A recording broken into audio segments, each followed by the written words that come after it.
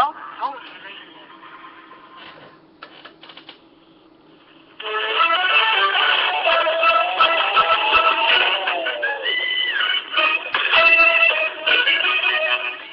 Hey there, Detroit sports fanatics, and welcome to Taylor's Detroit Sports Show on Blog Talk Radio, August 17th, 2014, on a Sunday, 5 o'clock p.m., 30-minute show, as always.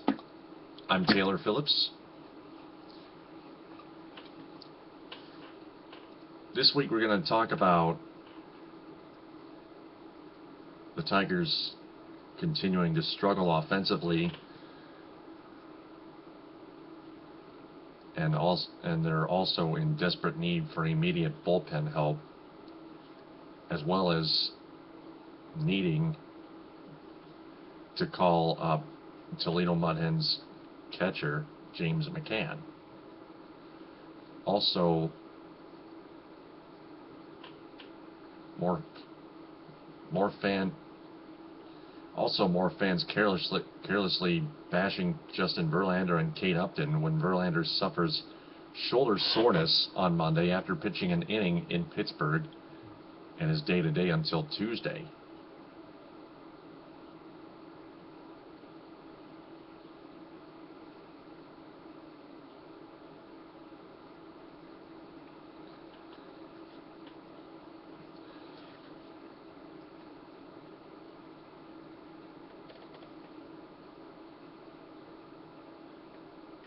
Also, Joe Nathan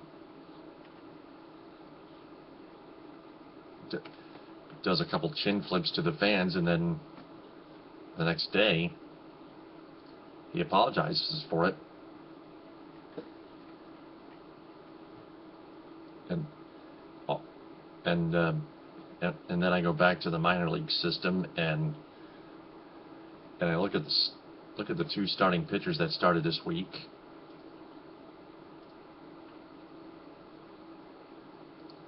And I think they're not ready.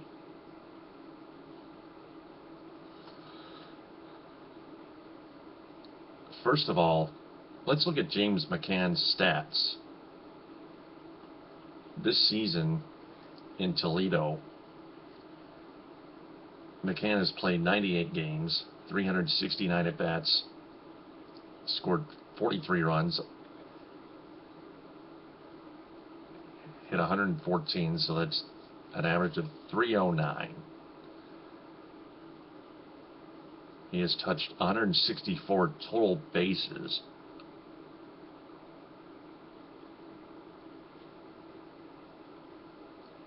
.32 doubles, 0 triples, 6 home runs, 51 RBIs, 24 walks, none intentional, 75 strikeouts, 9 stolen bases. He was caught stealing just twice. His on-base percentage is .358. His slugging percentage, .444. So if you add those two, you get an on-base plus slugging percentage of .802. And the ground-out, air-out ratio is 0.95.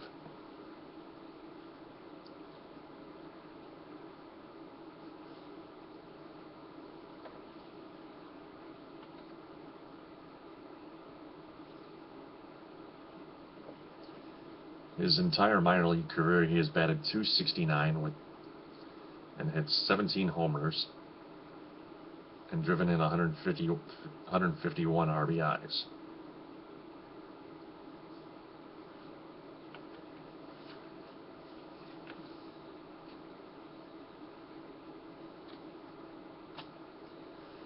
Alex Avila, in comparison, is batting like .222 or .221 thus far this year. He is a total mess at the plate against left-handed pitching.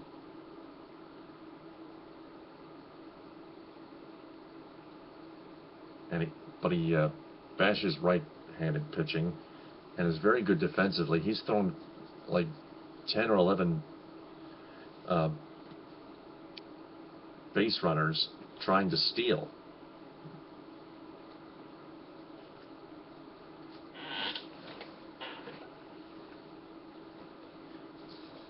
Brian Holiday has done almost nothing.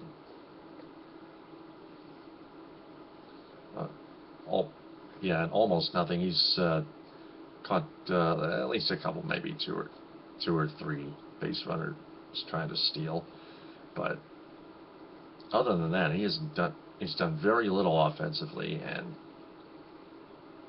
as of late.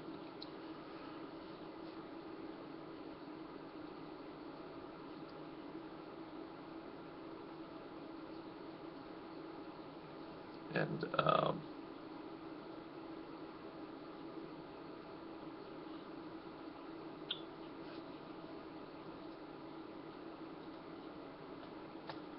that's about it.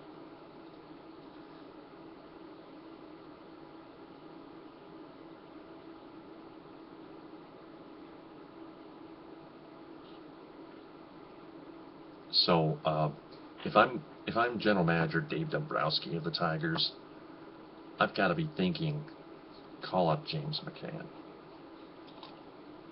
because you need the offense is struggling, and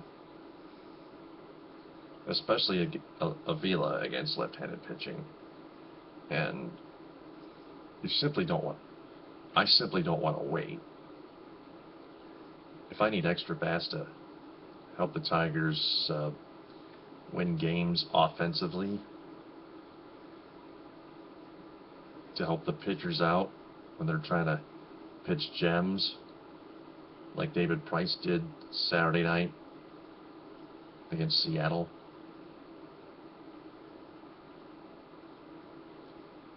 I want James McCann up here now. I'm not going to wait until September 1st. I want him up now, especially if I'm Dave Dombrowski. This is just a tip. When a minor leaguer is when a minor league catcher is that good at the plate offensively, and your major league team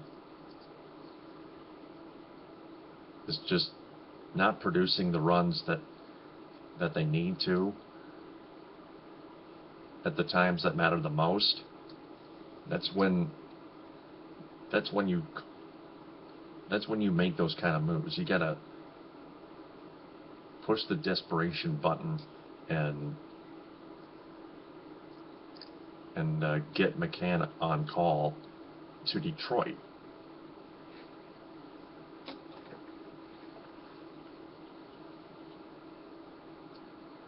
McCann is playing his first and only season with the Toledo Mud Hens. His first AAA season, in fact.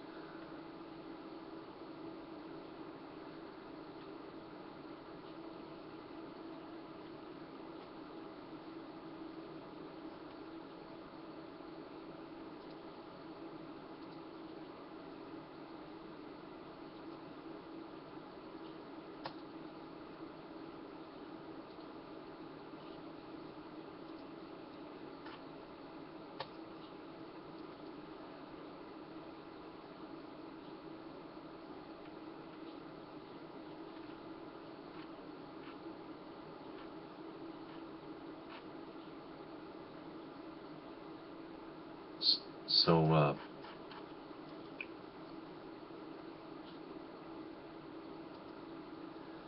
let's move on to Joe Nathan's chin flip. Wednesday at night, after Joe Nathan closed out a Tigers 8-4 win over the Pittsburgh Pirates in a non-save situation, he got a double play ground ball, 5-3, to end the game, and then he gave the fans a chin flip on the first base side, and then gave Avila a high five and stuff, and then he gave the fans on the third base side the chin flip with his glove.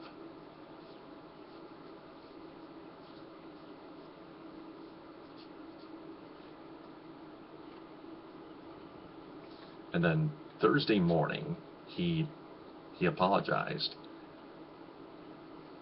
Anthony Finich from a sports writer from the Detroit Free Press writes, he heard it from the first pitch. The fans were frustrated with Joe Nathan.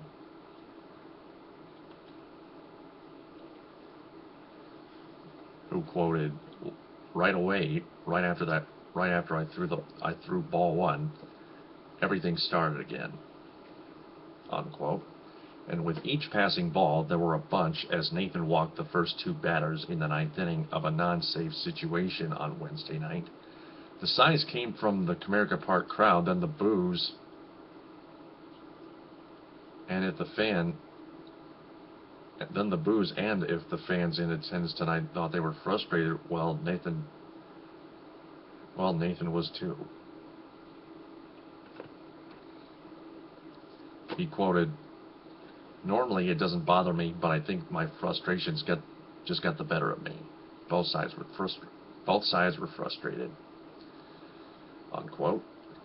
So after he induced a lineout and a double play to close out the Tigers' 8-4 win over the Pirates, he let his frustration out by first flicking his fingers at the fans and then flicking his glove at them, and now the Tigers have arguably the most intense Detroit fans versus Tigers closer situation to date on their hands.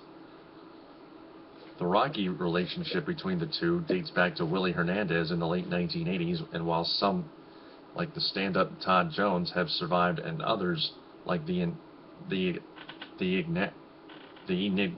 enigmatic Jose Valverde, have been swallowed up, the signs at this point: a reliever on the wrong side of 35, an ERA on the wrong side of 5, and an injured reliever named Joaquin Soria, are pointing towards Nathan suffering the same fate as Valverde.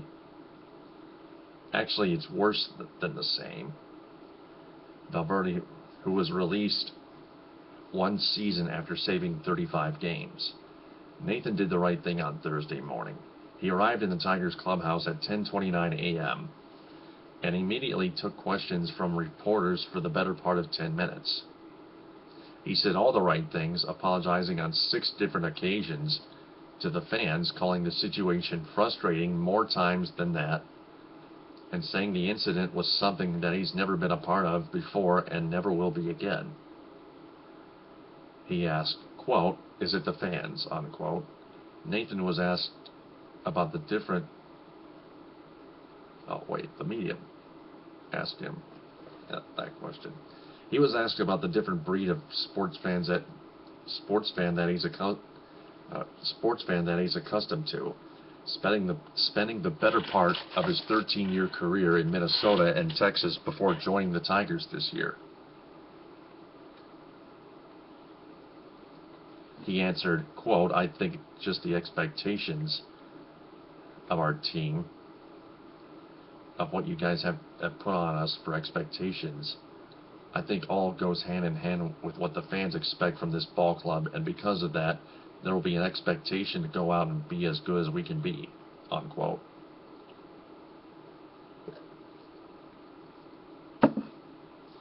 Those expectations, he said, aren't unfair. Aren't unfair. But throwing him into the same closer's ring of fire because of pitchers in the past, he said, quote, "That's not fair to me. It's something that I'm sorry if that's the way it's been around here, but again, I'm just talking about this one incident, and I want to put it behind us as quick as we can," unquote. Tigers manager Brad Ausmus saw the Nathan video and called it clearly an inappropriate gesture, which We all know it is.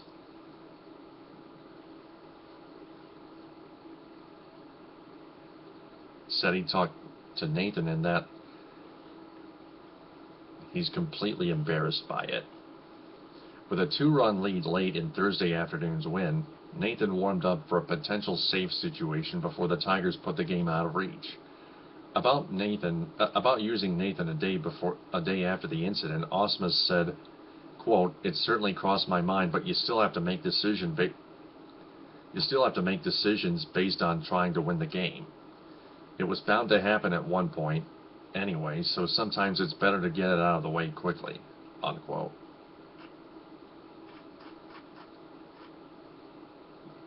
Those two chin flips toward the fans on both foul territory sides of the infield will never be forgotten.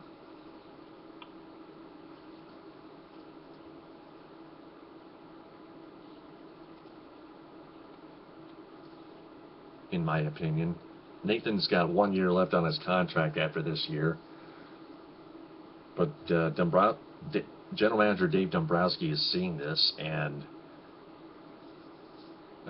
he's seen all the blown saves and the chin flips, and he's listened to all the post-game interviews, which I'll bet drove him over the edge of the cliff.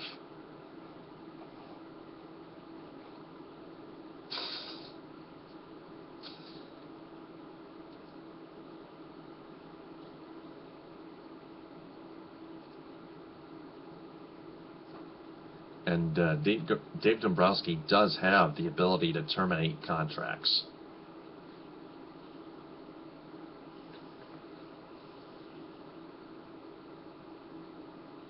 And for example, he can terminate Joe Nathan's contract, unconditionally release him, and get a younger and more reliable and more respectful closing pitcher. Whether it's a righty or a lefty, it doesn't matter.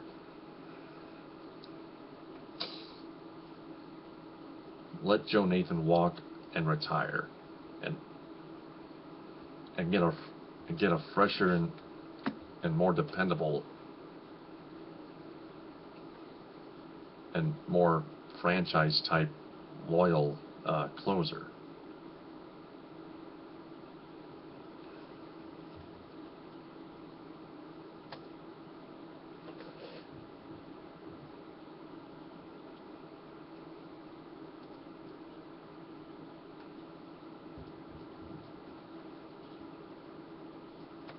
So moving on,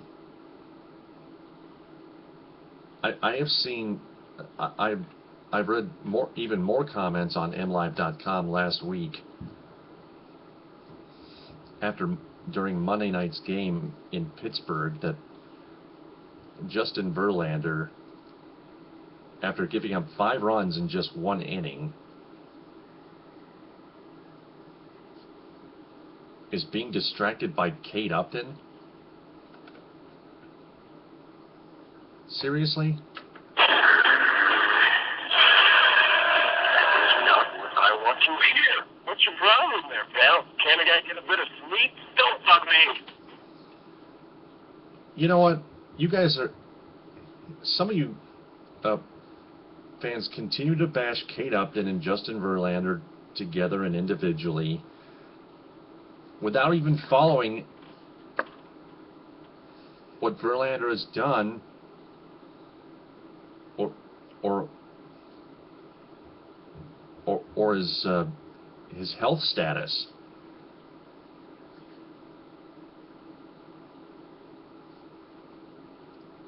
You guys are not even paying attention to the game of baseball. Instead, you're watching too much Howard Stern or too much television programming or whatever.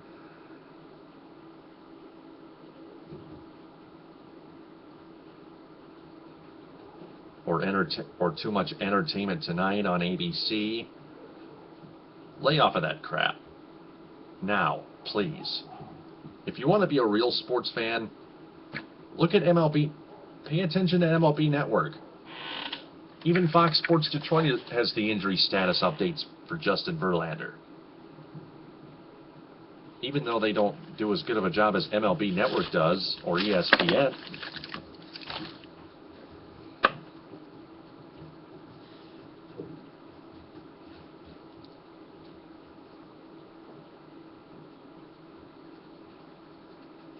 Even the Tigers radio network has got the injury status covered with Justin Verlander. Just follow along more with it. It's that simple.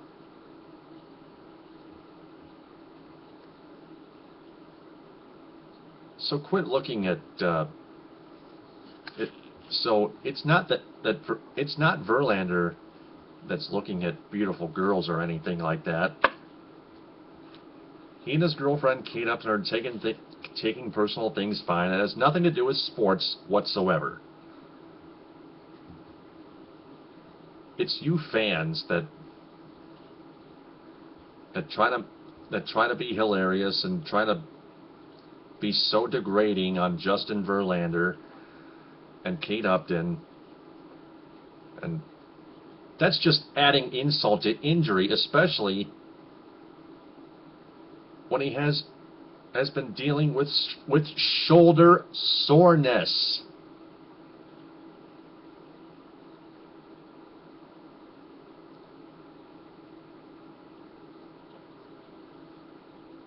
His shoulder was sore before he pitched the first inning in Pittsburgh.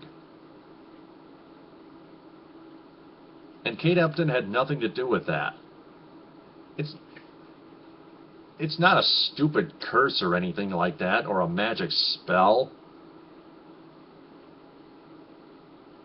This isn't Cartoon Land, people. Or the Cartoon Network.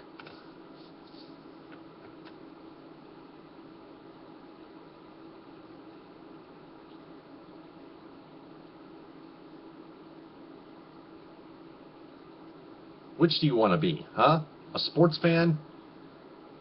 Or just an average guy who just carelessly likes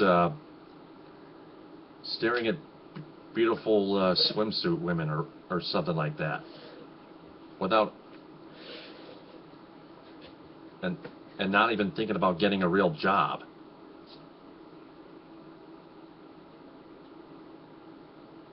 Make your decision.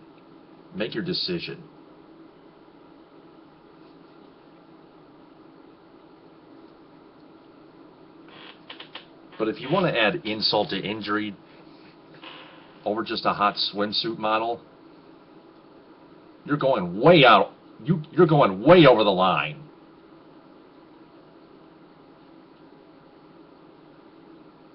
And that's when someone else bashes you back. And you deserve to be bashed back. You know why?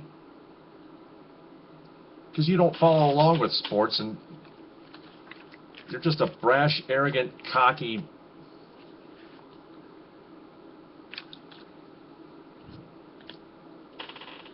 person, that human type person that just wants to cover all unnecessary dirt. Unnecessary dirt. That's what I just called it.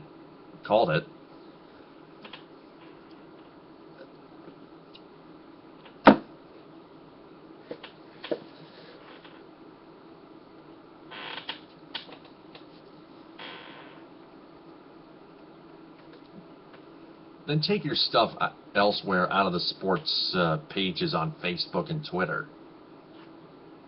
Don't even post any crap like that. That is a bunch of BS. Get all that out of here.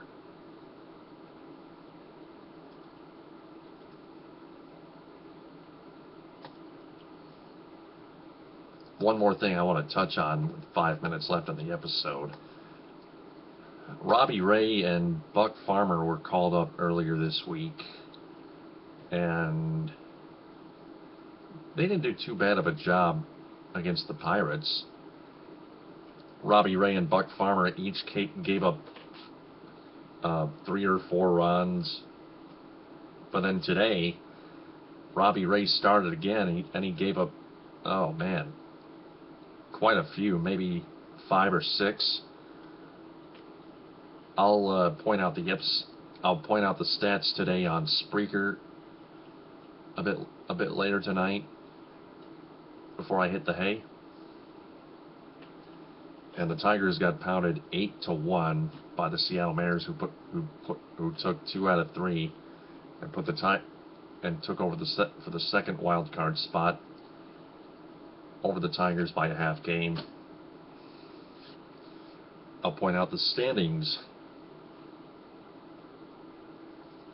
I actually have time, plenty of time, to look at the MLB 2014 regular season standings right now.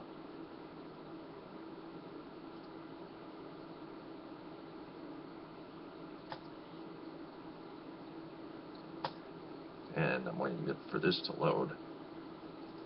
But that being said, I still don't think Robbie Ray or Buck Farmer are ready to be major league pitchers.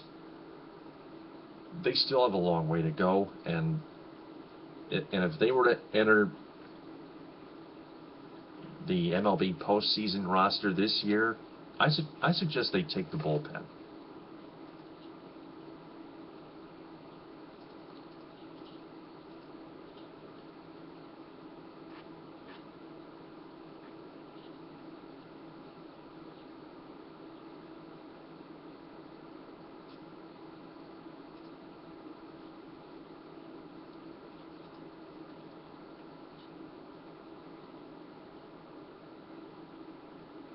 The Royals are playing the Twins right now. The Royals are coming off a 4-1 loss last night, so the Tigers are 1 game flat back of the Royals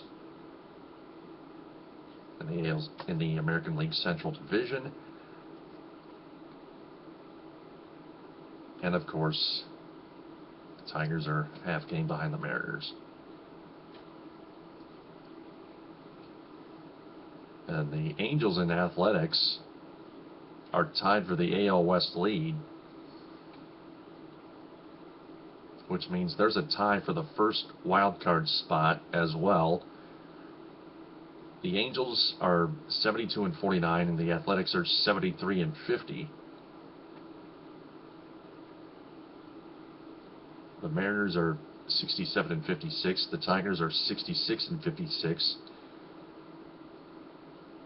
If the Tigers, Brad Ausmus has 2 years left in his contract after this year, but if the Tigers 90 seconds miss out on the playoffs, then there's a problem. Brad Ausmus and the rest of the Tigers roster are just not on the same page yet. Ausmus does not know how to manage in the major leagues. He should. Otherwise, bring in Terry Francona. He's won 2 World Series championships with the Boston Red Sox in the past decade, and I suggest he retool the Tigers and reteach them how to prepare to win. Just in better ways than even Jim Leyland did in 2006. That's going to wrap it up for this week's episodes of Taylor's Detroit Sports Show on Blog Talk Radio. I'll be on Spreaker later tonight and all week, and back here on Blog Talk Radio Sunday at 5 p.m. TTFN, ta-ta for now.